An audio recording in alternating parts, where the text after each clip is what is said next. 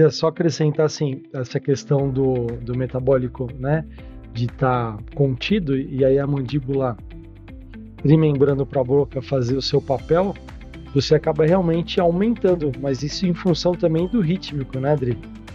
Do ritmo que está também descompensado, não regulando os dois sistemas, o neurosensorial e o metabólico motor.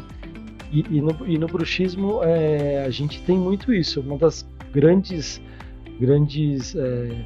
causas do bruxismo, como a gente estava falando, é o psicossomático, então causas emocionais, então todo estresse, voltando à ansiedade, tudo que causa esse desequilíbrio, isso Sim. voltando para a parte acaba ocasionando o bruxismo.